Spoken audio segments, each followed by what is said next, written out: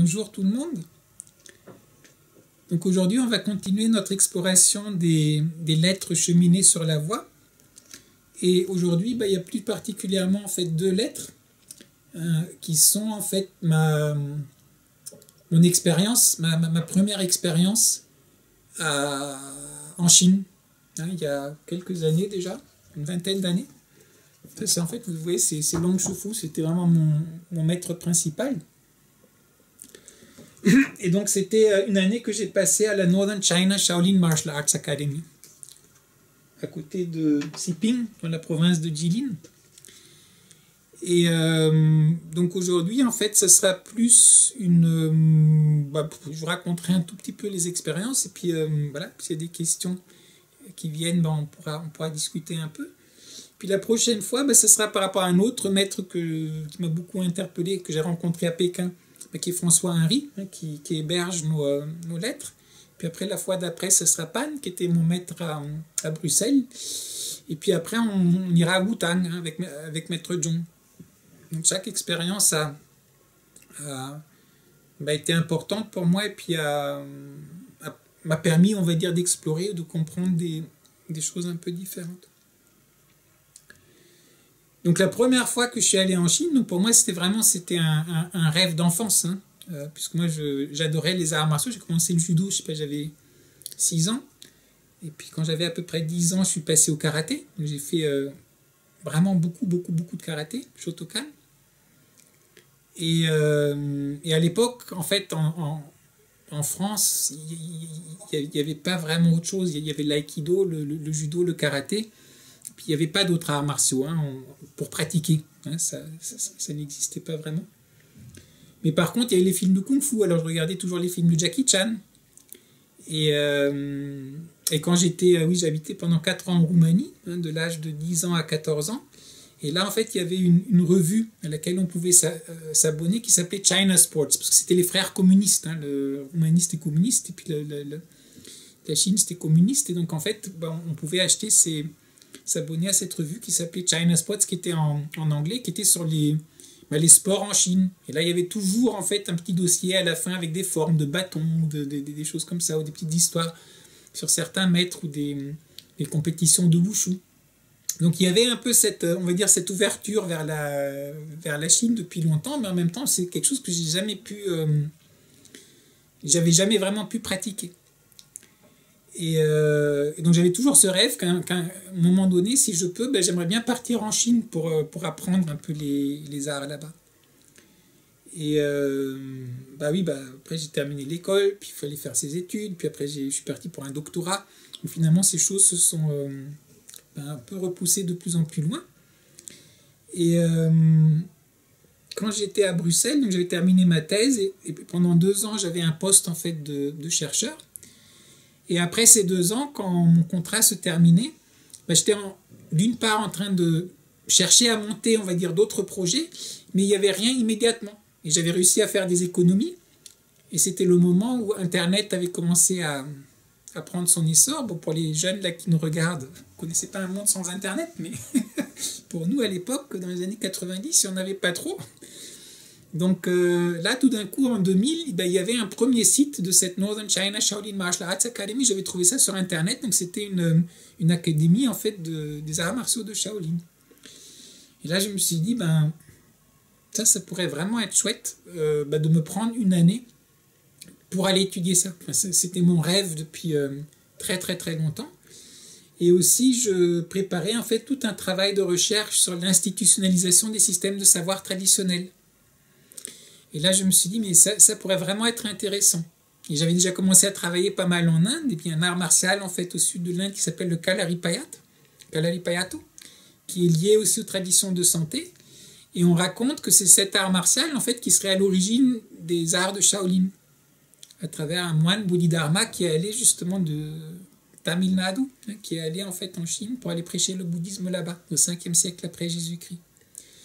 Et puis, c'est de là que se sont développés les arts de Shaolin. Donc, d'une part, le bouddhisme Chan et puis les arts martiaux de Shaolin. Et eux ont beaucoup influencé le monde des arts martiaux. Puis c'est venu jusqu'au Japon. Où d'une part, le bouddhisme Chan, c'est devenu le bouddhisme Zen. Et puis ça a laissé aussi beaucoup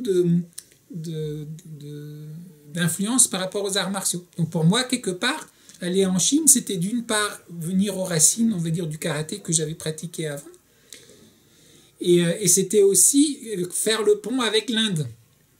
Parce que j'avais vu aussi le Kalaripayat, et la forme du corps du Kalaripayat était très loin en fait, du karaté. Donc je me suis dit que peut-être, à l'époque, mon idée c'était de travailler en Inde sur peut-être le Kalaripayat. Donc je me suis dit, l'apprentissage en Chine, au-delà de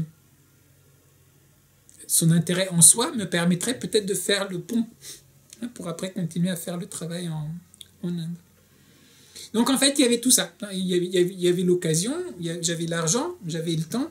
J'étais en train de monter un projet de recherche dans lequel ça faisait sens aussi de faire cette exploration. Puis à l'époque, j'avais une trentaine d'années, je ne sais pas, 31 ou 32 ans. Donc je me suis dit, pour les pratiques comme ça de nourrir la vie, il vaut mieux les pratiquer quand on a encore un peu la vie, au lieu d'attendre qu'on est déjà complètement malade, etc. Donc je me suis dit, ce sera une bonne fondation aussi pour la suite. Donc c'est comme ça que je suis arrivé donc à cette académie, et puis j'ai commencé en fait à travailler avec, il y avait différents groupes, et donc vu que je venais du karaté, etc., on m'a mis dans un groupe de Shaolin. Donc pendant deux mois, un peu plus de 2 mois, j'ai fait du kung-fu de Shaolin. On a fait beaucoup de conditionnement physique aussi, il fallait courir les escaliers, puis on avait le power training, on levait les poids, on faisait les abdominaux, et puis on courait. Puis on faisait ces histoires, il fallait descendre les escaliers là, sur les mains.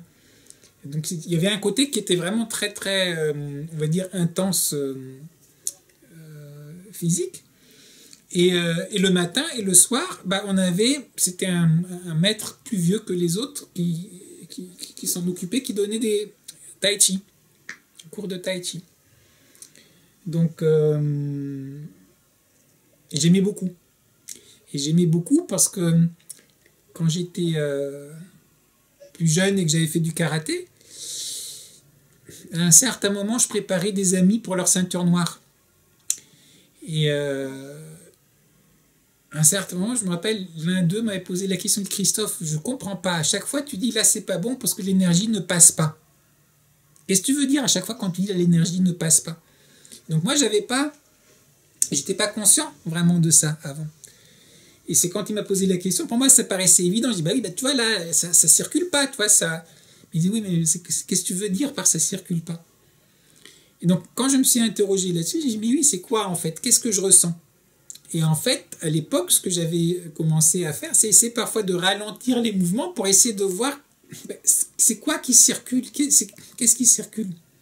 Donc en fait, d'une certaine manière, sans le savoir, j'étais en train de faire un peu l'approche du tai chi en fait, qui est de dire juste, voilà, ralentissons, puis, voilà, et puis essayons de voir qu'est-ce qui est en train de se passer. Et donc là, quand je suis tombé en fait avec le tai chi, avec Long Shefu, ça m'a vraiment beaucoup plu.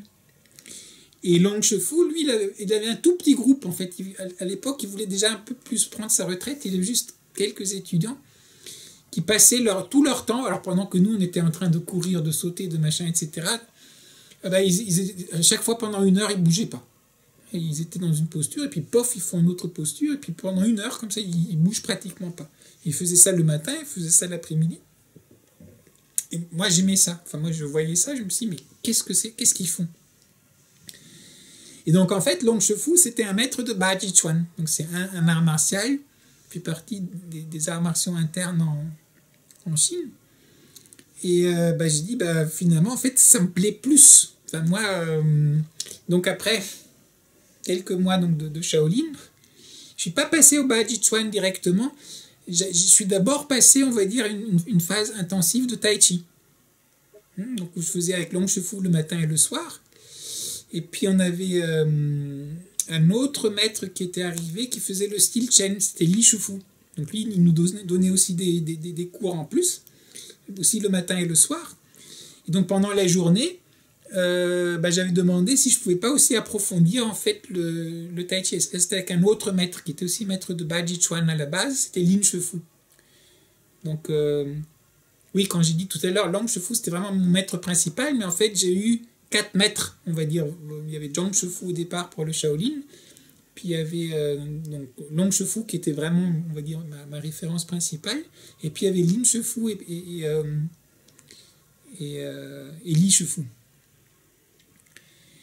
Et donc après avoir travaillé pendant un certain temps, je me suis dit, oui, mais quand même, enfin, Long Shifu, c'est quand même, il est maître de Baji, hein, et même Lin Shifu aussi, c'était pas il connaissait, il enseignait, mais c'était pas leur spécialité. Donc je me suis dit, c'est quand même un peu idiot d'être là et de pas apprendre la chose que eux sont vraiment les spécialistes.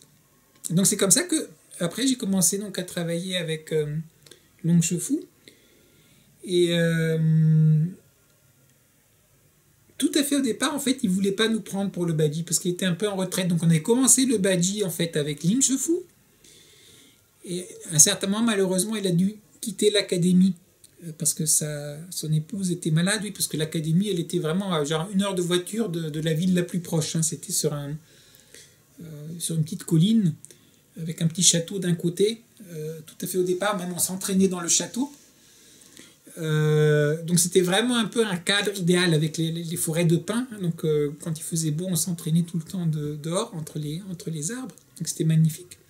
Mais donc quand son épouse est tombée malade, il a dû partir. Donc c'est là que Long Shifu en fait nous a repris vraiment pour le travail de Baji Chuan. Et donc j'ai passé une année entière là-bas.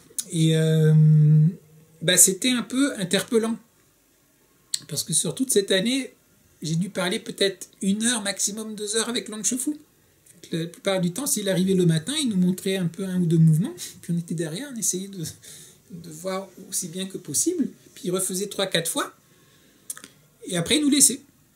Et après, en fait, on a ces journées pour pratiquer. Et au départ, on n'a pas grand-chose à pratiquer, parce qu'on a juste vu 2-3 mouvements, donc on répète ça. Et petit à petit, quand vous passez des mois et des mois et des mois, vous avez de plus en plus de choses, mais personne ne vous dit aussi ce que vous devez pratiquer ou pas pratiquer. Hein, sauf les Baji Qigong, ça, à chaque début d'entraînement, on devait faire, puis certains exercices de base. Mais après, en fait, votre programme, c'est à vous de créer votre programme. Donc c'est un peu interpellant par rapport à ici, où vous voulez qu'on vous mâche le truc. Hein. Vous dites, il faut faire le lundi, vous faites ça, mardi, vous faites ça. Alors que là, surtout dans le groupe de Baji Chuan, c'était à chacun chaque fois, on apprenait quelque chose de nouveau, mais la manière dont vous alliez continuer en fait à entretenir ce que vous aviez déjà appris, ne pas l'oublier, c'était à vous en fait de trouver votre propre manière de faire. Et donc à côté du Baji Qigong, il nous avait donné, je voulais enseigner le paume du sable rouge, hein, qui en principe, donc on devait pratiquer en fait matin, midi et soir. Et honnêtement, midi, je le faisais pas vraiment, mais matin et soir, je le faisais. Et avec la respiration qui se ralentit en fait petit à petit avec la pratique, donc les mouvements qui deviennent de plus en plus lents, de faire 1 fois le Qigong, c'est 1 heure déjà. Donc vous le faites 2 fois par jour, matin et soir, c'est déjà 2 heures. Le Baji Qigong qu'il fallait qu'on fasse, c'est 1 heure. Donc ça aussi, il faut le faire 2 fois par jour, c'est déjà 2 heures. Donc rien que de faire ces 2 Qigong-là, c'est chaque jour 4 heures que vous faites juste le Qigong. Et après, avant ça, le matin, vous faites la méditation. Donc là, déjà, au moins, c'est aussi 1 heure. Juste vous regardez. Déjà, c'est 5 heures qui sont parties. Donc, là aussi, on prend une conscience complètement différente par rapport à la temporalité du travail. Hein? Et après, il y a tout le côté de travailler les techniques de base, de travailler, etc., etc., qu'au départ, quand je suis rentré en France, je me suis dit, mais comment est-ce que tu peux même enseigner le Baji Chuan? Parce que les techniques, oui, de l'extérieur, un coup de poing, c'est un coup de poing. Mais pour pouvoir mettre en place, en fait, la dynamique interne, vous êtes obligé de passer ces heures et ces heures chaque jour, en fait, pour que, en fait, votre corps se transforme, que les choses s'ouvrent, que les choses se passent. Et c'est là que je me suis dit, c'est pas du tout évident en fait d'enseigner vraiment les arts internes chez nous, parce qu'on n'arrivera jamais au niveau, pour la plupart des gens, où ce serait interne. Même si on va s'entraîner 2 fois, même 3 fois ou 4 fois par semaine, imaginez à chaque fois vous venez à l'entraînement, et sur 1h30 d'entraînement, déjà pendant 1 heure, on fait rien d'autre que de se tenir tranquille. Et on fait rien d'autre. Et là, même si vous venez 4 fois par semaine, Ben, normalement, ce que vous avez fait pendant les 4 fois par semaine, ça c'est genre une journée ou 2 journées, moi, de tous les jours. Je me dis, comment est-ce que c'est... comment est-ce qu'on peut transmettre après ça? Et en même temps, comme on a tout ce temps de pratiquer, ben, vous n'avez pas besoin de 10 000 explications comme je vous donne. Parce que le maître, il est là, il vous montre quelque chose, ok, vous le pratiquez, et il est là, il voit, si vous partez dans un truc dangereux, il peut vous dire non, là, non, attention, là, le genou, ça c'est quelque chose, peut-être il va vous dire. Mais sinon, bah, vas-y, goûte, à toi de voir. Et je me rappelle une expérience où justement je faisais le tai chi là, pendant déjà, c'était une forme, j'ai travaillé mais 5-6 heures par jour pratiquement non-stop. Hein, 3 heures le matin, 2 heures l'après-midi. On avait l'entraînement du matin, c'était 3 heures, 3 heures et demie, puis l'entraînement de l'après-midi, 2 heures.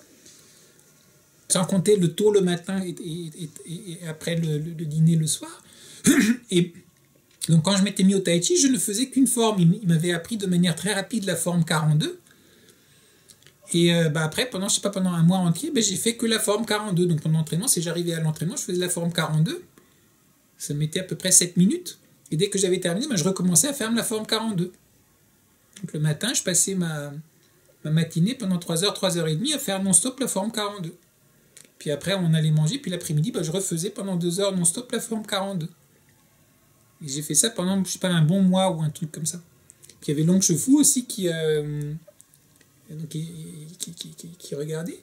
Puis un certain moment, je fais un mouvement, et puis un ancien qui vient me dire le mouvement, il n'est pas comme ça. Et je dis, bah si, il est comme ça. Ça faisait 3 semaines que j'avais fait le truc, et puis Long Chefou avait regardé, et je me dit, bah non, je sais ce que je suis en train de faire. Et je dois dire que c'était plus, parce que ça m'embêtait, que je voulais avoir raison, que là, bah, je suis allé voir Long Chefou avec le gars, pour dire c'est comment dans la forme, c'est comme ça ou comme ça. Et en fait, c'était l'ancien qui avait raison. Donc là, je lui dis, mais attends, mais c'est pas possible. Donc il me voit faire depuis 3 semaines, il me voit faire faux, il m'a pas corrigé. Donc ça, c'est des choses où on se dit, mais je comprends pas. Lin Chefou, on avait commencé à travailler d'une certaine manière, donc, parce que Lin Chefou était un maître qui était aussi disciple de Long Chefou par rapport au Baji Chuan. Mais il avait aussi un autre maître. Donc sur certaines choses, son Baji Chuan était un peu différent du Baji Chuan de Long Chefou. Et quand on a travaillé, je me rappelle sur un détail, quand on faisait le Baji Qigong, donc Lin Chefou nous avait dit de poser le pied à plat, et Long Chefou nous avait dit de soulever un peu le talon.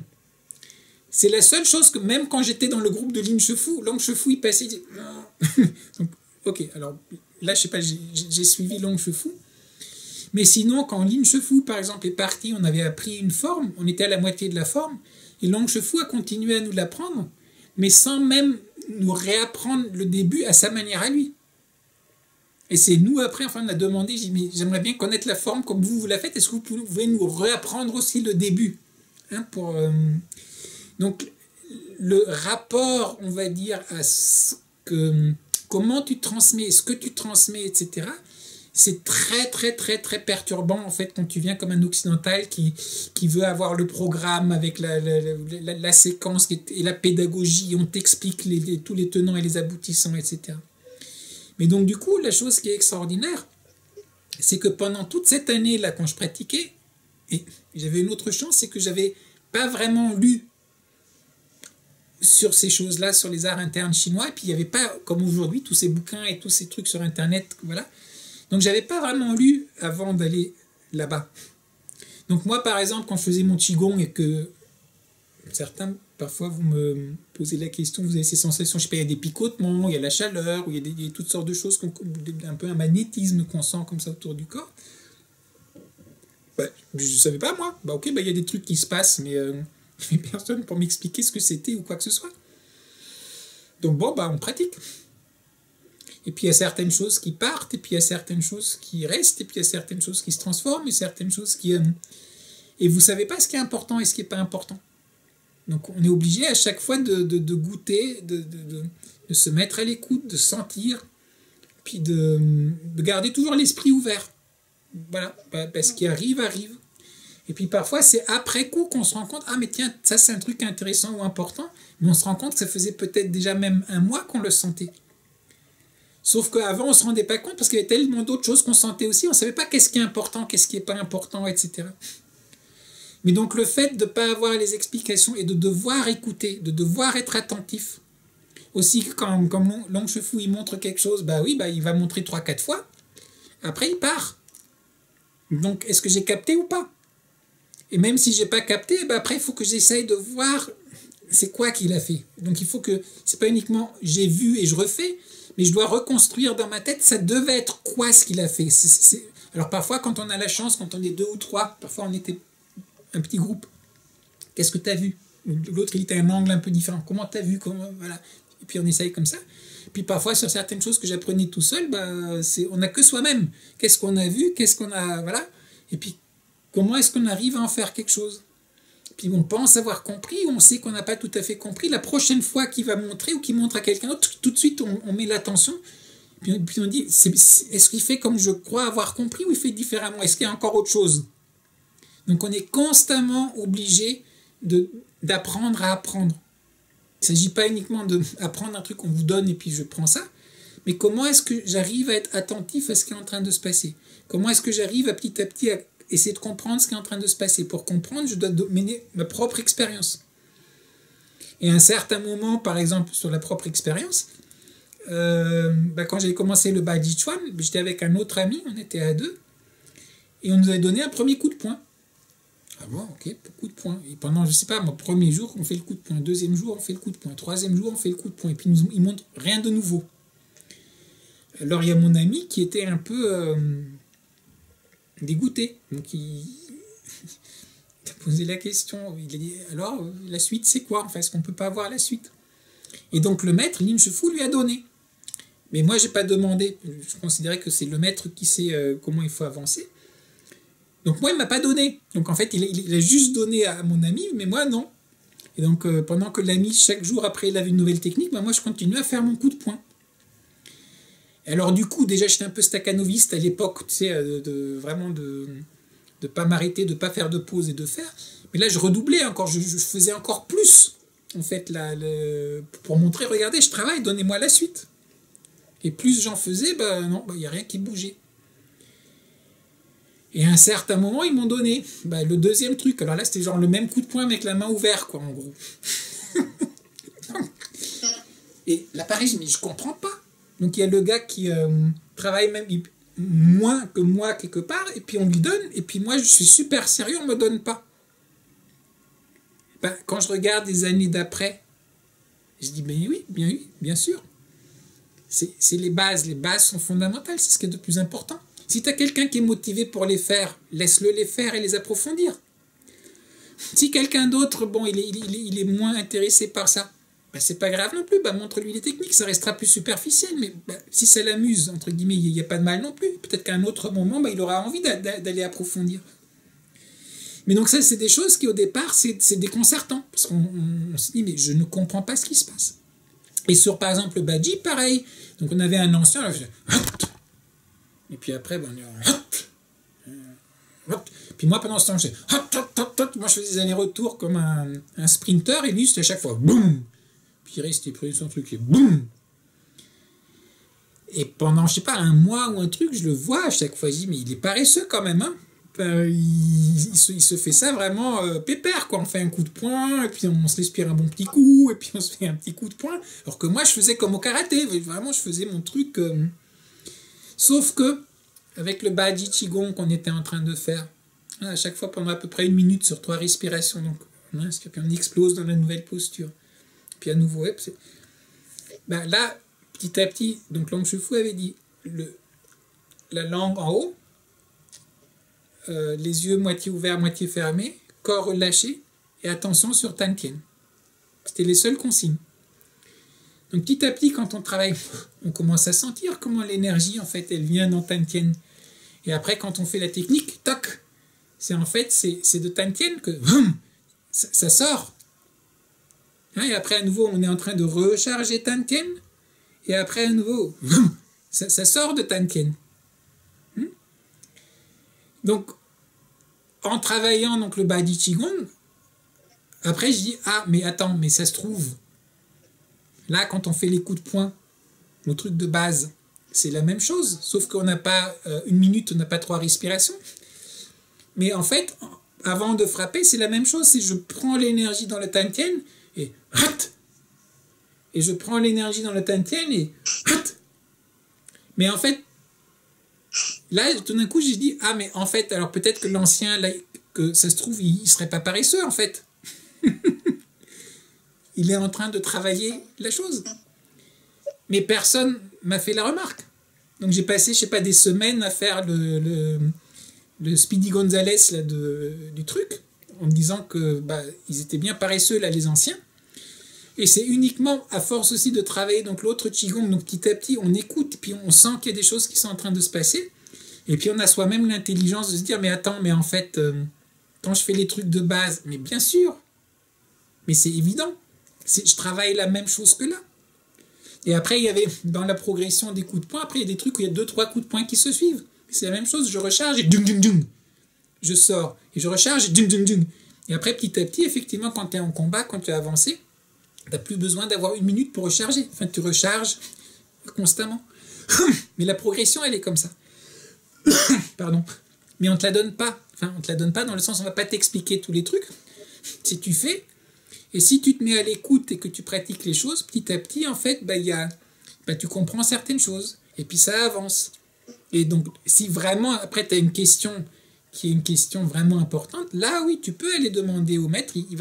Parfois, il ne va pas forcément te dire une explication, mais il va te dire, essaye ceci, ou continue, ou peu importe, mais tu as la direction pour travailler. Et donc, en fait, quand je suis revenu, alors même quand on faisait ces Qigong, là, par exemple, alors en été, on faisait dans la forêt, entre les pins. Et souvent, Long Chefu nous regardait, je sais pas, pendant un quart d'heure, puis après, il allait se promener, il allait cueillir des herbes et des trucs comme ça. Donc, on savait pas. Quand il revient pas. Parfois, en fait, il s'assied plus loin, on le voyait, tout d'un coup, il était assis, il nous regardait de loin. Et donc, on savait jamais quand il nous regardait ou pas, enfin, quand il allait revenir ou pas. Alors, pareil, on se dit, mais qu'est-ce que c'est que ce truc? Enfin, le prof, il est même pas là pendant le cours, quoi. Enfin, il va se promener pendant qu'on est en train de faire le cours. Quand je suis revenu, en fait, en France, on habitait à côté de Paris, à côté de la forêt de Saint-Germain, et j'allais m'entraîner dans la forêt. Ce truc de ne pas savoir quand Long Chefu est là ou pas. Quand on sait que, par exemple, votre prof, il est là, il te regarde tout le temps, après 45 minutes, admettons, t'en peux plus, tu vas te lever un peu. Tu vas reposer un peu tes cuisses, tu vas remonter un peu la posture, puis tu vas dire, il va comprendre. Enfin, il a bien vu que j'ai tellement bossé que là, je peux me... Mais quand tu sais pas, quand il te regarde, c'est horrible comme pensée, parce que tu dis, pendant 50 minutes, là, j'étais à fond, et juste le moment où je vais me relever, c'est là que Long Chefu va arriver, quoi. Puis il va penser que j'étais un gros paresseux. Donc du coup, ça donne une super motivation là d'essayer vraiment de faire bien tout le temps. Donc du coup, quand je me retrouvais dans la forêt de Saint-Germain, c'était rigolo.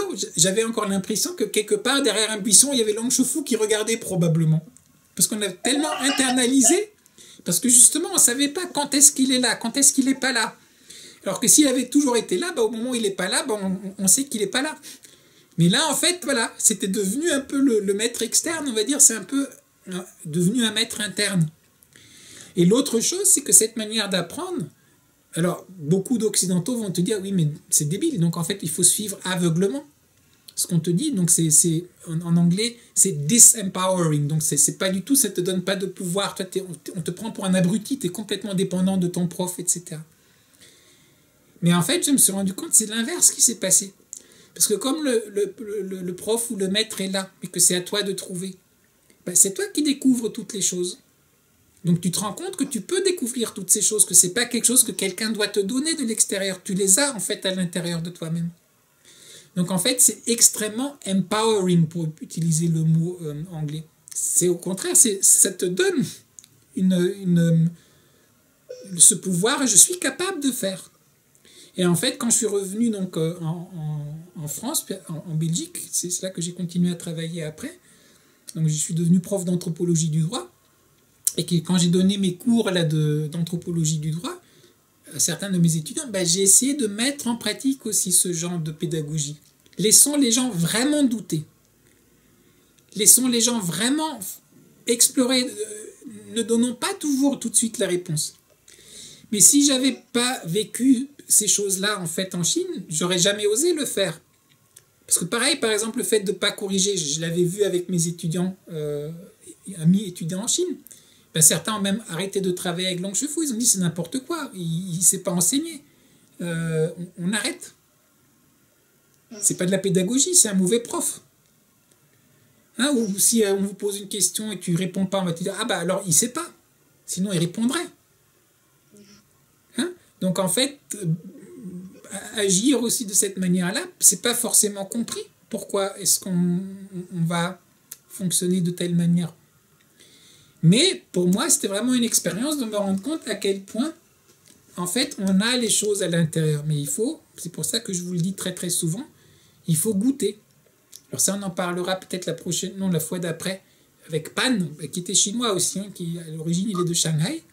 Mais c'est lui qui va donner cette phrase, hein, goûter chaque mouvement comme une bonne tasse de thé.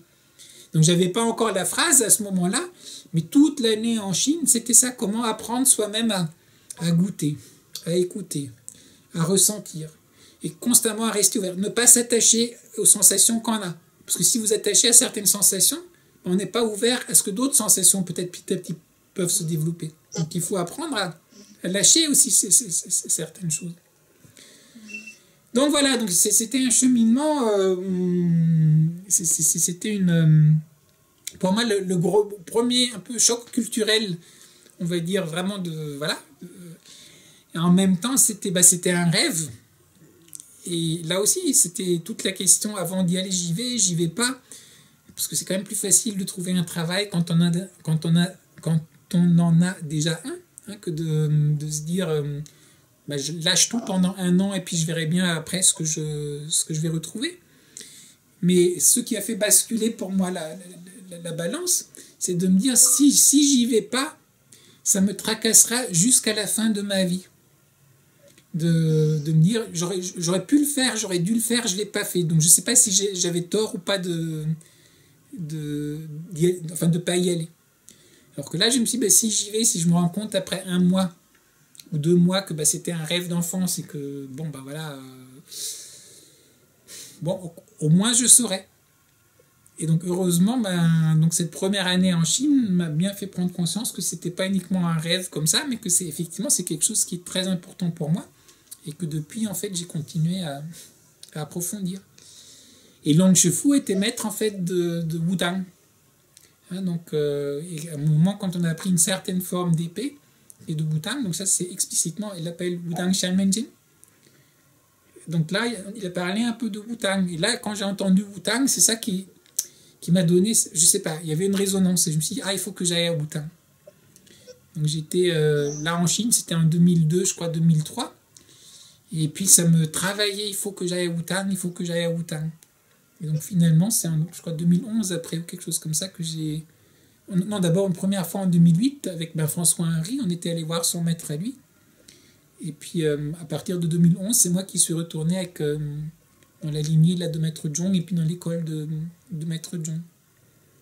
Mais c'est Long Chefu en fait qui a mis aussi la graine pour moi pas uniquement des arts internes, mais des arts chinois en général et puis de Wutang. Voilà.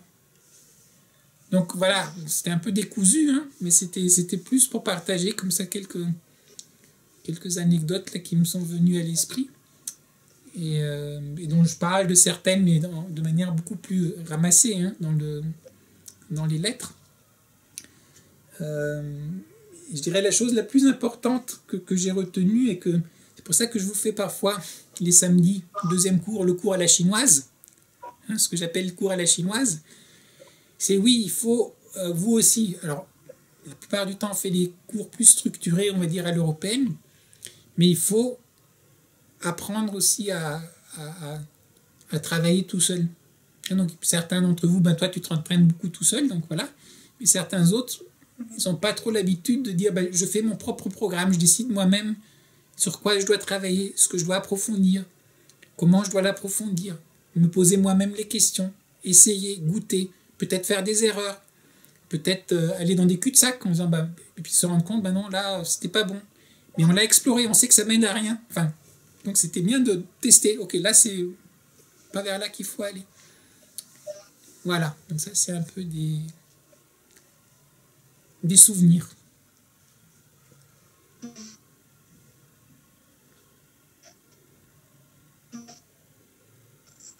Bah, c'est des beaux souvenirs, en tout cas pour nous aussi, de les raconter. Et,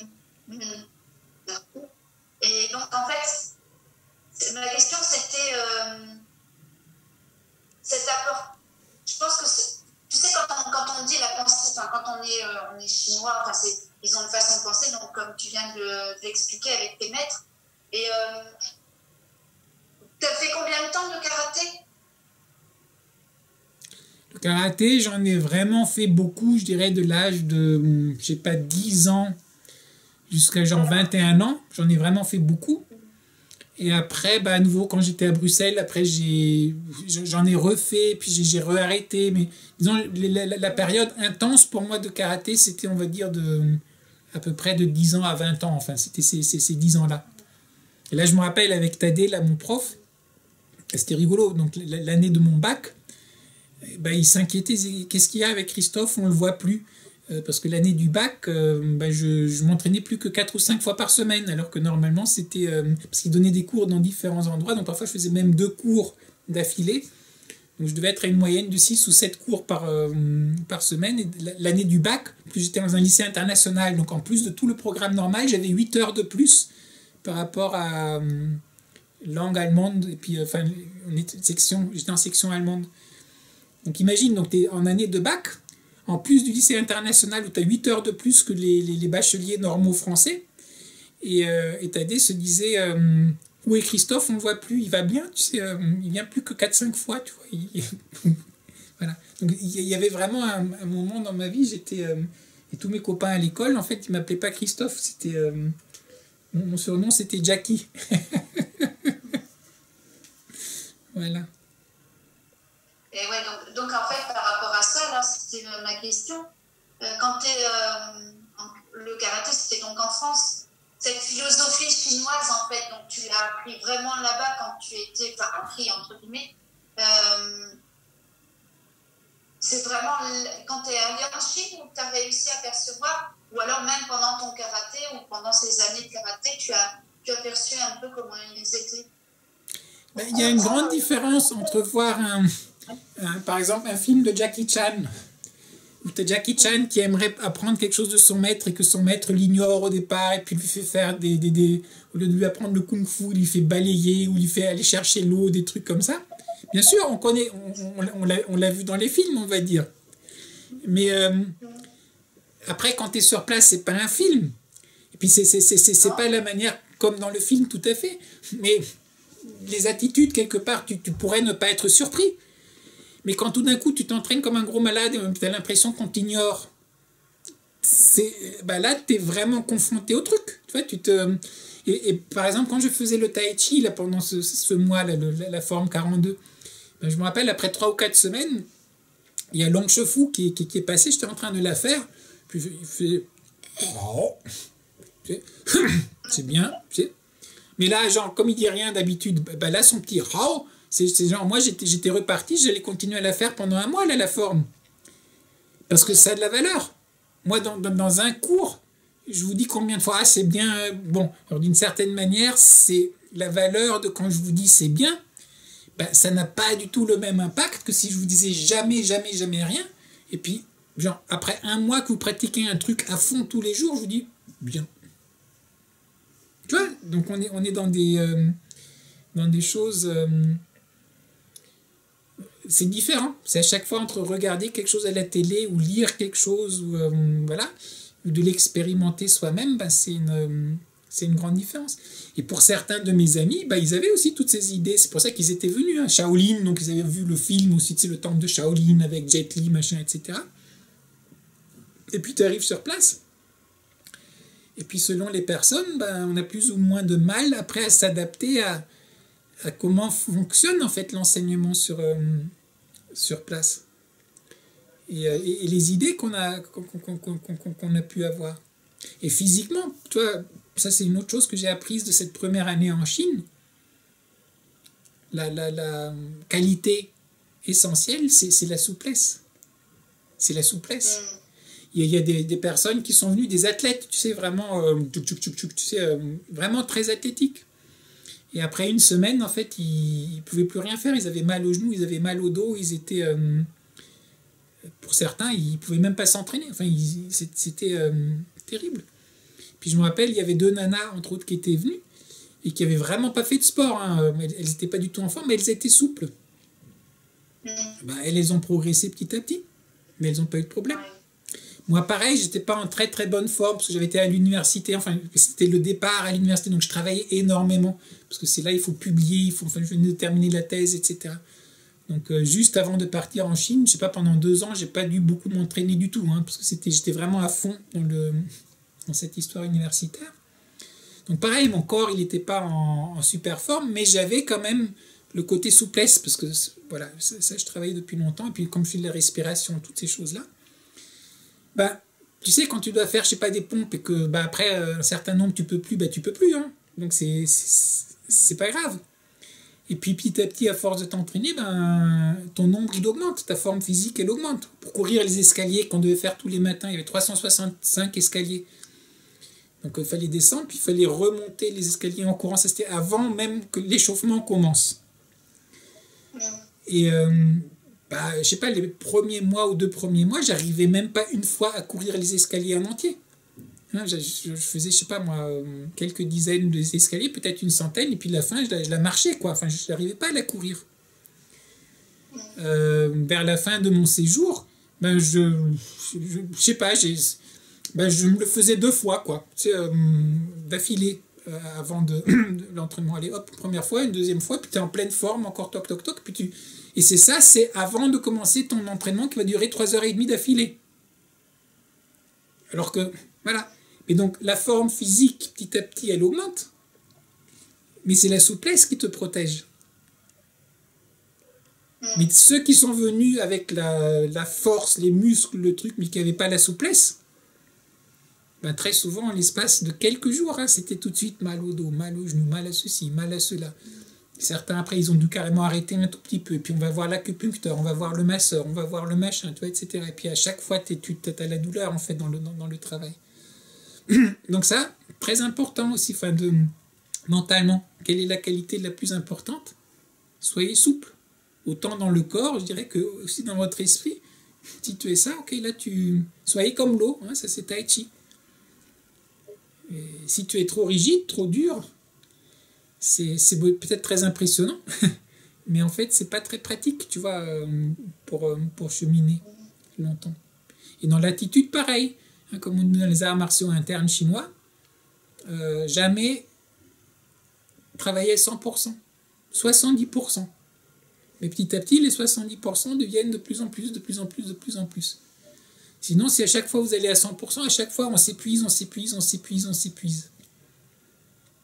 Et avec les années, petit à petit, bah, nos organes sont fatigués, notre corps commence à être fatigué.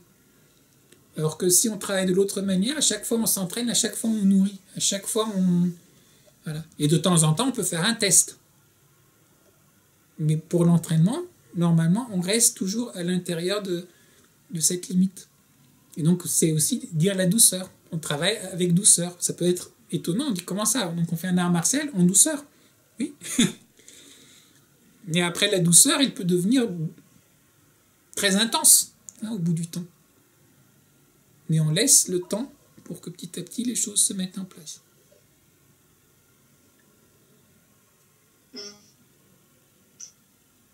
Donc en fait, tout ce parcours que tu as eu là-bas en Chine, tous ces entraînements, donc en fait, tous tes entraînements que tu as eu, en fait, tout n'était pas que pour le tai chi, c'est-à-dire que je veux dire, courir le matin, tous ces entraînements super durs, kung fu, tout ça, c'est pour en arriver à faire du tai chi. Non, mais à nouveau, c'est un ensemble. Nous, quand tu as peu de temps, bon, tu dis, ok, on va se focaliser sur quelque chose. Mais à la base, ces arts, tout est lié. Il y a la méditation, il y a le qigong, il y a le tai chi. Donc par rapport au tai chi, bon, beaucoup de maîtres internes, par exemple chinois, ils connaissent Xingyi, Pakwa, Tai Chi, qui sont 3 arts qui sont différents. Après, tu peux être vraiment maître de l'un, mais tu connais les autres. Donc il y a ces différents aspects. Après, dans l'entraînement, ben, tu as déjà les trucs de base, hein, comme nous on fait certains trucs de base, mais après tu as des exercices qui vont t'aider à travailler ton assouplissement. Hein, le fait, par exemple, ben, si tu veux, après avoir couru, il fallait faire assouplissement avant que le cours commence. Donc ça, c'est le truc à la chinoise. Hein. Eux, ils aiment beaucoup travailler quand on met le pied là, hein, sur le mur ou quelque chose comme ça, et puis on fait avec le... Voilà. Ouais. Et donc, d'abord, on court, après, on fait ça. Et une fois que ça c'est fait, ça prend déjà une demi-heure à peu près. Mais ça fait pas partie, entre guillemets, officiellement de l'entraînement. Disons, je sais pas, je me rappelle plus. Disons que l'entraînement a commencé à 8h30 jusqu'à genre 11h30 ou un truc comme ça, pour manger à midi. Donc, à 8h, c'était à toi de faire ça. Donc, tu le faisais, et après, tu arrivais dans la salle, je sais pas, tu cours, donc tu arrives à 8h15 ou 8h20. Après, tu fais pendant 10 minutes, un quart d'heure, tu fais tous ces assouplissements. Et après, tu as l'échauffement qui commence. Donc, dans l'échauffement, il y a, j'ai mis une vidéo. Donc, il y a une partie des échauffements. Donc, il y a certains trucs d'arts martiaux. Et puis, il y a tous les trucs. Tu fais les grands écarts, tu fais les différents stretching, tu fais enfin toutes ces choses-là. Et après, pour nous, pour le Baiji, après, pendant 1 heure, c'était le Baiji Qigong. Et après le Baiji Qigong, donc normalement, au départ, tu apprenais déjà les bases. Donc après, tu faisais tous tes mouvements de Baiji de base. Après, tu apprenais tes autres choses. Et souvent, pour terminer les sessions, moi j'aimais beaucoup le sac. Tu avais les sacs de frappe. Alors, tu avais les sacs qui étaient plus légers, puis de plus en plus lourds. Et là, pareil, si tu commences à taper sur un sac lourd au départ, c'est toi qui te fais mal au genou, etc. Donc, tu commences avec un sac qui est plus léger, puis tu ne frappes pas encore trop fort. Puis petit à petit, au cours des mois, tu peux prendre les sacs qui sont de plus en plus lourds, et puis tu frappes de plus en plus, etc. Donc, il y avait tout ce travail aussi avec le sac de frappe, etc. Puis, il y avait ceux qui faisaient un travail spécial de endurcissement. Hein, donc ça aussi, donc, il y a plein d'aspects en fait qui viennent. Et je dirais, un des problèmes, c'est chez nous, c'est le temps. Hein, donc là, maintenant, on veut dire, voilà, alors moi je suis professeur de Qigong, ok, voilà. Et moi je suis professeur de Tai Chi, alors même tel style de Tai Chi. Et moi je suis professeur de machin. Oui, mais à la base, tout ça c'est lié. Tout ça c'est lié. Mais c'est une histoire de temps. D'accord. C'est une histoire de temps, et après c'est une histoire aussi de où tu mets ton attention et ta priorité. Donc en fait, c'est aussi le fait de travailler, quand tu travailles ta chi, c'est que tu travailles ta lenteur pour aussi travailler ta vitesse. Pour moi, par exemple, le fait de... Quand moi j'étais jeune, quand je faisais le karaté, ça a commencé à m'interpeller, donc de ralentir pour sentir l'énergie, mais c'était vraiment à cause de l'énergie que ça m'intéressait. Mais avant, quand je jouais Tai Chi, quelque part, ça m'interpellait, mais à 18 ou 19 ans, moi, j'aurais pas pu pratiquer Tai Chi. Et je crois que quand j'étais arrivé aussi là en Chine, tout à fait au départ, j'adorais Tai Chi. Mais le fait de faire les 2-3 premiers mois aussi le Shaolin à côté, ça faisait un peu yin-yang entre les deux. Donc c'était vraiment extraordinaire. Et la chose aussi qui est... je dis ça maintenant comme ça. Il y a aussi les styles de Tai Chi qui sont un style complet hein, en soi. Il y a tout dedans. Mais n'empêche que par exemple en Chine, beaucoup de gens vont avoir déjà pratiqué un autre art martial.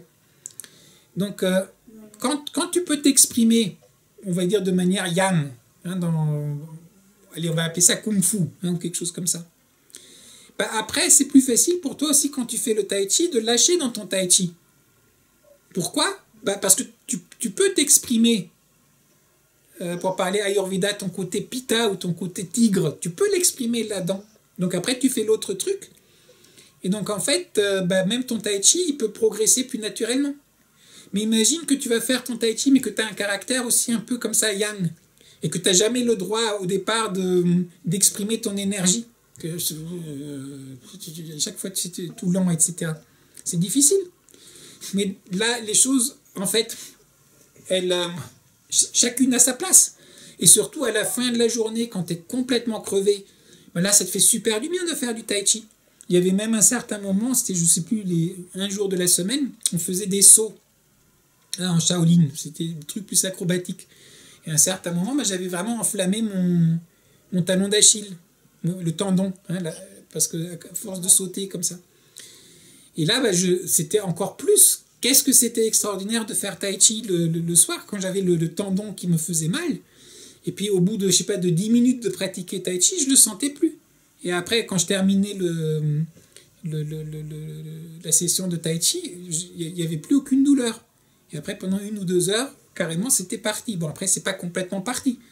Mais donc, pour dire qu'il y avait même le côté que le tai chi, moi, je l'ai carrément vécu, en partie, comme, on va dire, thérapeutique, pour guérir ou soigner ou être préventif par rapport à des choses plus externes qu'on a fait par ailleurs. Mais donc, là aussi, toi, quand on dit interne, externe, c'est un continuum, mais c'est lié. Hein, donc, normalement aussi, quand on dit tai chi, on dit on commence haut pour pratiquer, parce qu'on ne peut pas descendre, et puis plus rapide, parce que justement, on n'a pas encore la respiration qui est lente et profonde. Et puis petit à petit, le tai chi, on va se ralentir, parce qu'on va approfondir la respiration, puis l'énergie va commencer à circuler. Puis on va se renforcer, donc petit à petit, on va descendre aussi. Donc, certainement, tai chi va devenir lent, mais va devenir aussi très bas. Mais après, à la fin, on va revenir haut et petit, et rapide. Parce qu'en combat, tu vas pas t'amuser à faire du lent et du grand. Mais beaucoup de personnes, quand on pratique ici, comme ça, un peu pour la santé, quand est-ce que tu vas passer par la phase d'aller en bas, etc. Normalement, on reste toujours en haut. Et même si quelqu'un fait un truc un peu comme ça, oh ouais, c'est de l'externe, t'as vu, parfois il se moque, ouais, c'est de la gym, il fait de la gym. Non, non, tout ça, c'est... Si on a le temps, tout ça, ça fait partie. N'oublions pas aussi que Tai Chi, c'est un art martial.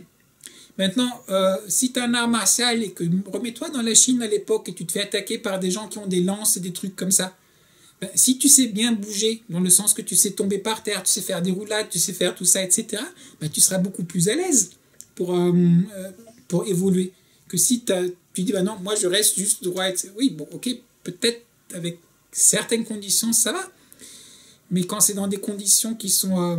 tu as à Wu-Tang, on en parlera quand on parlera de Wu-Tang, il y a tout le kung-fu qu'ils appellent le kung-fu de la légèreté, où ils courent sur un peu comme les yamakasi de parcours.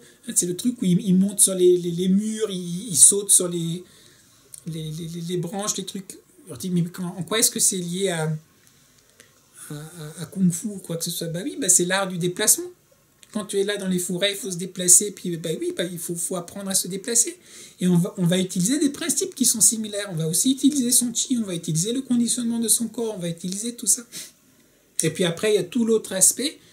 Donc il y a le côté, tout ce qui est méditation, alchimie interne, ça c'est une chose. Mais après, il y a tout le côté médecine aussi, que moi je commence de plus en plus à approfondir un peu parce que c'est intéressant. Mais c'est vrai que moi au départ, c'était le côté art martial et art martial, énergétique et spirituel qui m'intéressait plus. Mais oui, mais n'empêche, tu travailles avec ton corps. Donc c'est bien de commencer à comprendre comment il fonctionne. Et aussi savoir si jamais peut-être il y a une blessure, qu'est-ce que tu fais, tu vois, et puis la structure, elle est comment. Donc tout d'un coup, hop, c'est toute cette voie en fait vers les médecines qui ouvre. Donc dans le cas, et puis de l'autre côté, vers la philosophie, la peinture, la musique. Je dirais, si on a le temps, tu vois, ça fait un grand tour. Et puis si on a moins le temps, c'est vrai que là, il faut choisir un peu. Et puis là, il faut savoir qu'est-ce qu'on fait avec qui, avec quelle intention.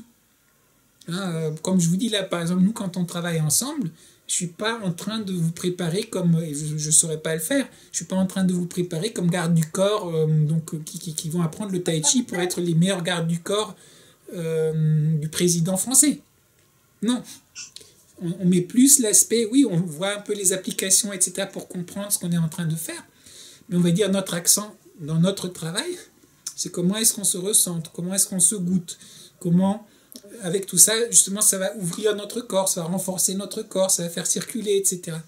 Donc on va dire la manière dont on le pratique, il est plus sur le côté thérapeutique, énergétique, spirituel. Oui, on sait ce qu'on est en train de faire, mais on n'est pas vraiment en train de mettre en application le côté combat de Tai Chi. En disant, là maintenant on fait vraiment pour... on ne travaille pas. Mais on pourrait avoir une école où la motivation principale, c'est ça. C'est dire, je fais d'autres arts martiaux, etc. Et je veux augmenter mon niveau d'art martial pour être encore plus efficace. Et qu'est-ce que le Tai Chi m'apporte à ça? Et donc, l'accent de l'entraînement, il est plus sur le côté martial. Et donc, je connais certaines personnes qui vont travailler de manière beaucoup plus focalisée martiale. Et dans l'idéal, tous ces éléments se réunissent. Et à nouveau, tu vois, la question que tu posais, apprendre les différents styles, tu comprends aussi la différence des différents styles.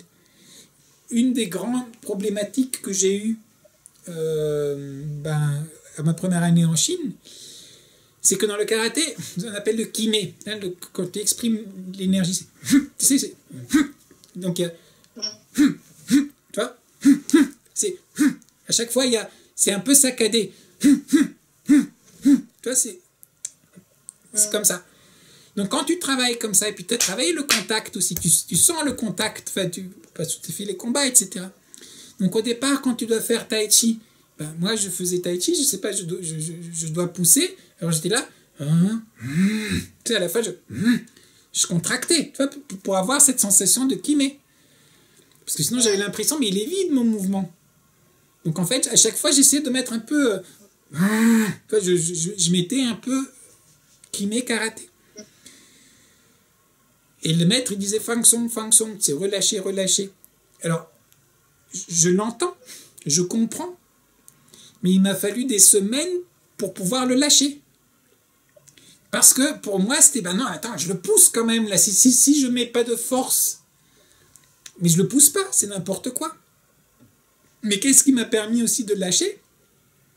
C'est parce qu'à côté, on faisait Qigong, le Qigong du Paume du Sable Rouge que je faisais 2 fois par jour, etc. Donc ce Qigong-là, il n'y a pas d'art martial dedans. Donc là, j'avais pas de mal à relâcher, parce que c'était bon, on me dit de faire. Alors effectivement, au départ, le mouvement, il est un peu vide, c'est un peu bizarre, mais j'avais moins de mal de le faire parce qu'il n'y avait pas d'application martiale, on va dire, dans ma tête. Mais là, quand avec ça, les Baji Qigong, tous les trucs, petit à petit, ton énergie, elle commence à circuler. Et elle commence à venir. Donc là, tu fais le mouvement, tu fais pas de force, mais tu sens l'énergie. C'est ce que je vous dis parfois, l'image du tuyau d'arrosage. C'est pas que j'ai pris maintenant un tuyau tout d'un coup en métal. Mais ce que j'ai fait, c'est que j'ai pris en fait un tuyau d'arrosage qui est tout souple. Et je fais passer l'eau à travers. Et quand l'eau passe à travers, il devient tout dur. Mais en fait, il est tout mou. C'est juste parce que l'énergie passe que c'est rempli. Donc là, dans le mouvement, après tu fais le mouvement, tu es complètement souple. Mais c'est parce que ça circule que ça remplit. Et donc ta force, elle est très puissante, mais elle est très douce, en fait, d'une certaine manière. La dureté, elle vient de la douceur. Et donc c'est ça qui m'a... Toutes ces autres pratiques autour. Et puis le fait que, par exemple, tu as fait toute ta journée de Shaolin, etc., tu es tellement fatigué le soir de faire ton Tai Chi, que de toute manière, même à certains moments, tu n'as même plus la force de faire... tu sais, juste tu restes relâché parce que tu t'es fatigué avec le reste de la journée. Et c'est comme ça que petit à petit, dans mon cas, j'ai commencé à découvrir, ah oui, tiens. Et après, petit à petit, j'ai réussi à lâcher certaines choses. Mais en même temps, par exemple, pour apprendre le Tai Chi, ça c'est un exemple que j'ai donné, mais sur d'autres choses, la manière d'utiliser mes hanches, d'utiliser certaines choses, j'ai vraiment dû lâcher ce que j'ai appris dans le karaté. La manière de donner les coups de pied, on ne donne pas du tout les coups de pied de la même manière. Et la manière de donner les coups de pied dans Tai Chi, au départ, mais c'est n'importe quoi, on n'utilise pas l'ange, enfin, c'est pas la même mécanique.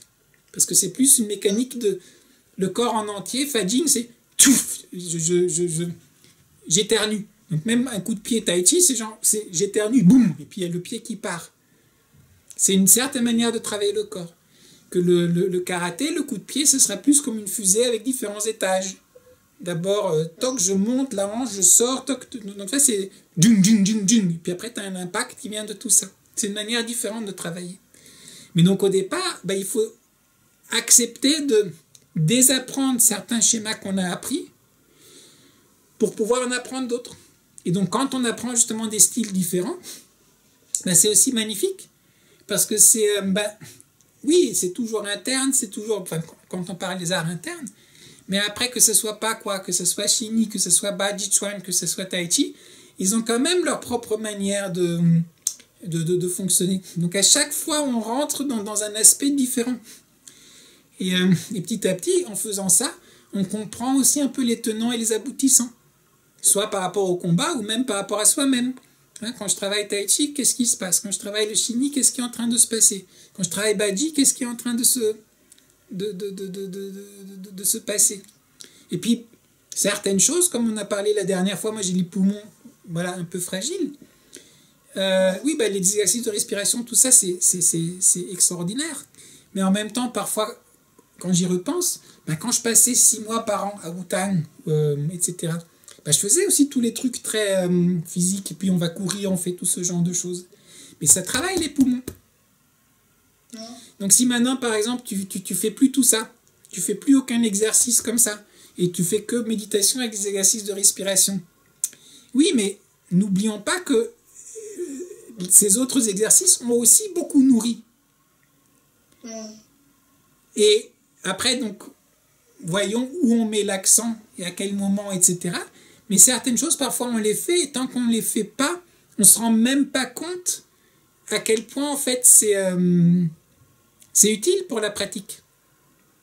Hein, si par exemple tu es un Indien ou un Chinois qui sont tout le temps accroupis par terre, etc., ben, ils n'ont pas particulièrement besoin de travailler un assouplissement pour s'accroupir, pour faire, je sais pas, le serpent qui rampe ou ce genre de choses. Ils ont cette souplesse-là.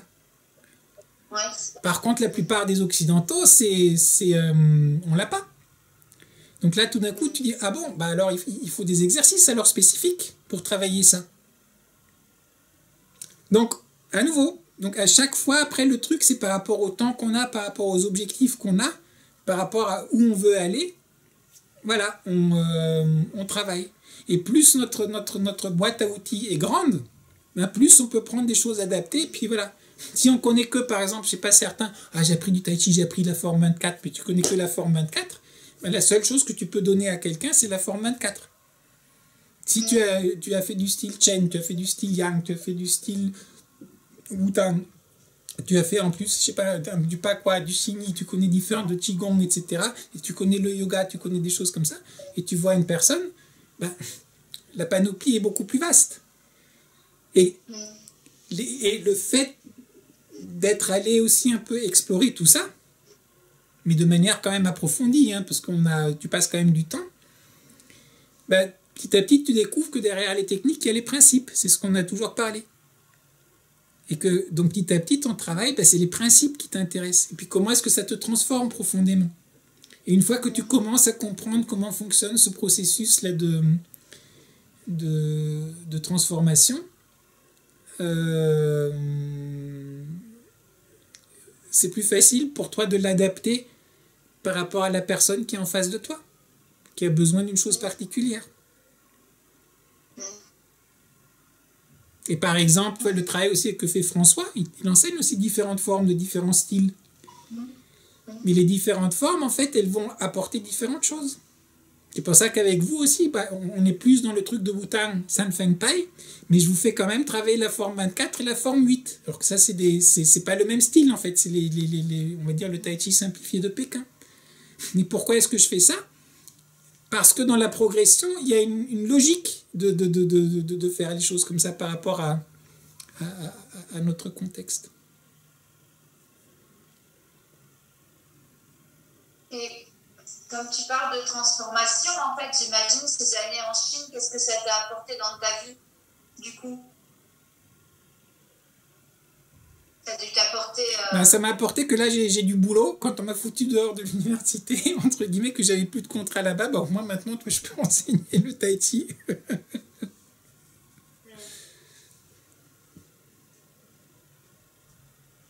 Ouais. Non, c'est des belles pratiques. C'est des belles Ouais. pratiques.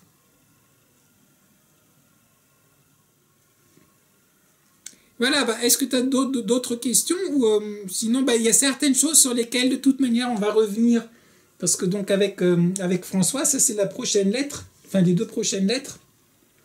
Bah, là on était à l'université sportive de Pékin et donc c'était une manière complètement différente on va dire de travailler et donc avec François on a vraiment fait beaucoup de travail aussi d'essayer de comprendre quelles sont les différences entre, on va dire, les manières modernes et des manières plus traditionnelles de, d'aborder les choses.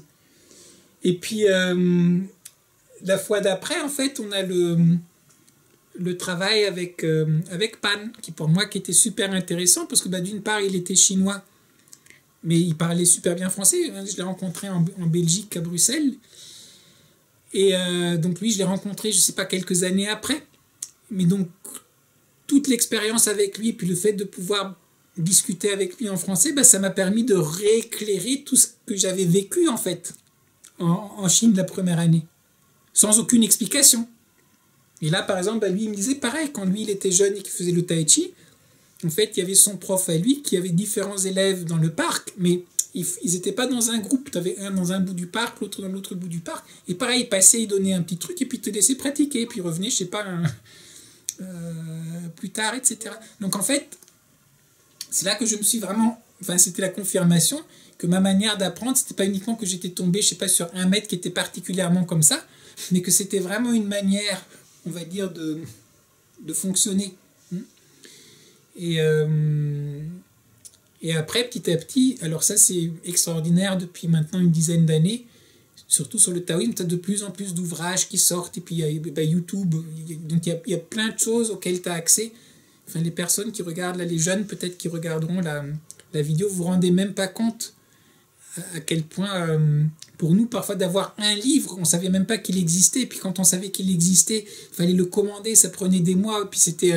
Enfin, c'était la Bible après, enfin, c'était un truc super précieux, il y avait juste quelques photos, et puis on essayait de comprendre à travers les quelques photos de quoi il s'agissait. Et c'est vrai que de nos jours, en fait, les informations sont beaucoup, beaucoup, beaucoup plus accessibles qu'elles ont pu être à l'époque. Mais là, depuis donc, une dizaine d'années, il y a beaucoup d'ouvrages aussi qui sortent sur le taoïsme, sur différents aspects du travail spirituel dans la tradition taoïste. Et donc là aussi, après, bah oui, on se rend compte que bah oui, ce que j'ai vécu ma première année n'était pas du tout, on va dire, atypique.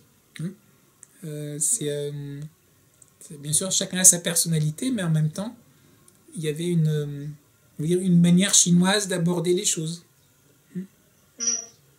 Et donc ça, bah, on reviendra aussi par rapport à Pan, puis on reviendra encore une autre fois.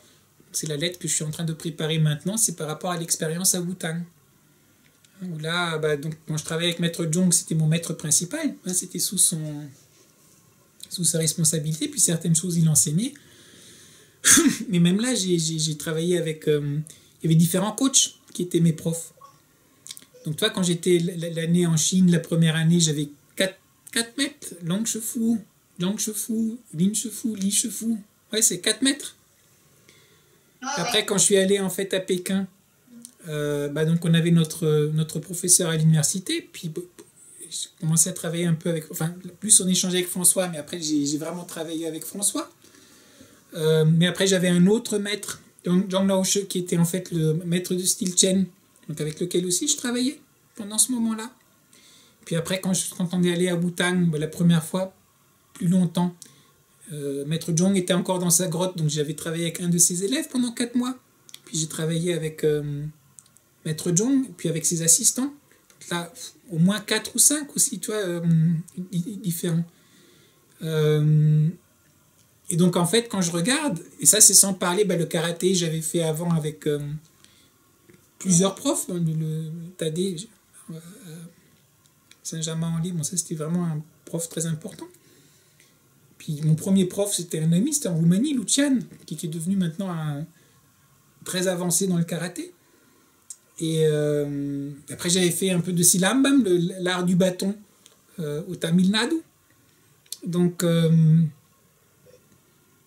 Puis on a fait des stages, on fait des stages avec Maître Kazé, avec d'autres karatékas français. Donc en fait, c'est important aussi de sortir un peu cette vision de la tête des gens, que toute ta vie c'est un maître et un... Oui, alors on peut avoir un maître avec lequel, ou un prof avec lequel on se sent plus d'affinité, et avec lequel on va vraiment, on va dire, cheminer, mais en même temps le fait de s'ouvrir l'esprit, hein, par rapport à des arts qui sont complémentaires, par rapport à des gens qui font le même art mais qui ont leur propre approche, c'est extrêmement important. Et en même temps, ça peut être extrêmement déstabilisant parce que, par exemple, même une forme comme la forme 24, qui est une forme standard, ben, telle personne la travaille comme ça, et puis une autre personne va la travailler autrement, une autre personne va la travailler autrement. Donc au départ, on se dit, mais c'est pas possible, enfin, j'en ai marre, enfin, c'est quoi le truc juste?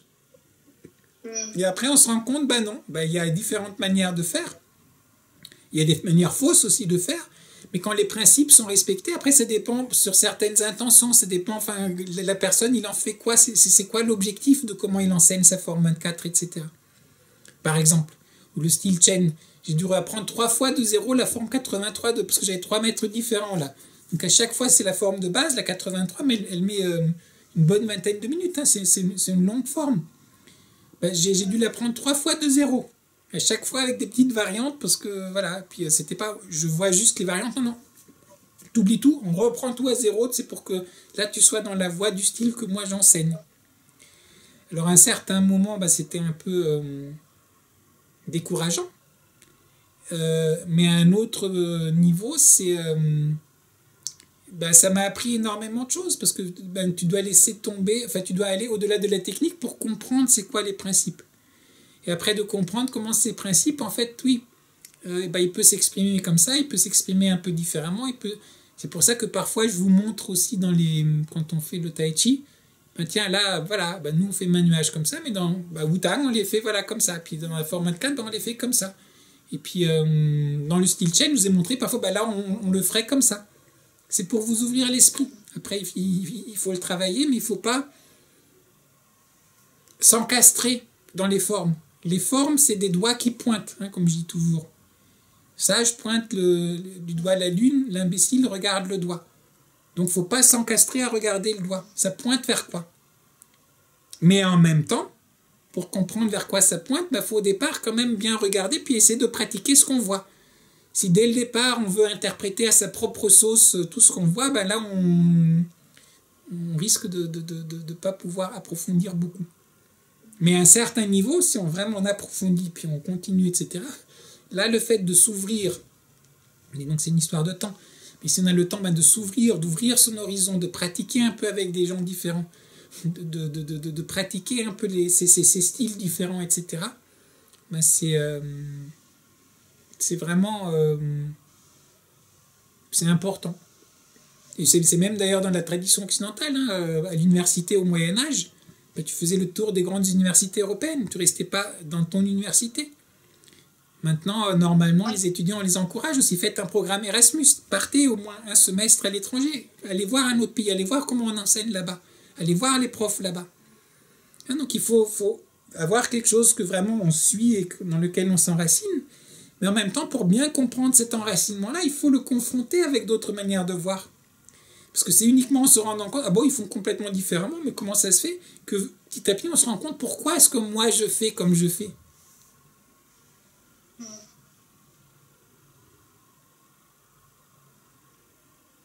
Parce que, en fait, ce que tu dis là, c'est marrant.